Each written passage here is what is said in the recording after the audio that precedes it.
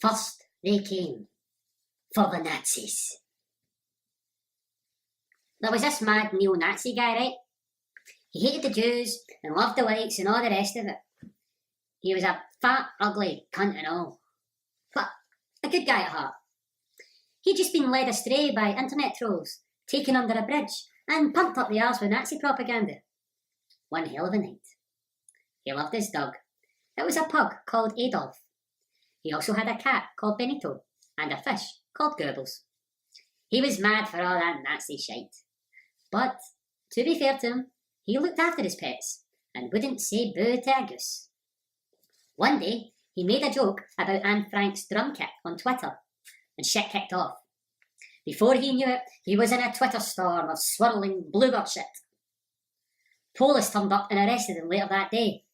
Spent the night in the cells, crying to his ma the whole night, poor wee soul that he is, and got his trial date set the next morning after a rubbish breakfast of burnt beans. This is worse than Auschwitz, he thought. And though that was exaggerating it a bit, it was Glasgow Sheriff Court, so we can see where he was coming from. It made all the papers. Nazi drummed out the court, etc. The papers all repeated his offensive joke about Anne Frank's drum kit, but none of them got done for it. All the Nazis supported him. Freedom of speech, they yelled, before rushing off to a book-burning party. It was a black tie and shirt event at Barry's barbecue later that night. But because our Nazi guy was a Nazi, everyone just called him a big, fat, ugly Nazi bastard, and no one cared that he was getting done for fuck all. Except his fellow Nazis, of course. Lots of Nazis joined up to the Nazi mailing list because of this, and overall, it was a huge win for the Nazis. And let's face it, they were getting for a win. Their last victory being in Warsaw in 1939, if you don't count Trump. So, he got 10 days community payback. All the Nazis booed. But then this other wee guy who hated Nazis, he was a commie, said something offensive. He said he thought Corbyn was old and boring. He got done for this. All the commies deserted him, and the Nazis kept stum for once. And then this other guy, it was actually a girl this time, she got done for saying she thought women were all a bunch of slags. Done. None of the men said anything. And obviously the women were raging. The Nazis stood up for her. But she got 10 years.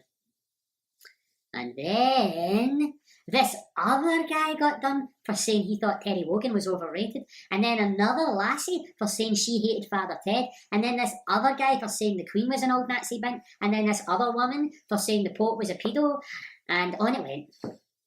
And then one day, you, yes, that's right, you, dear reader, said something. What was it?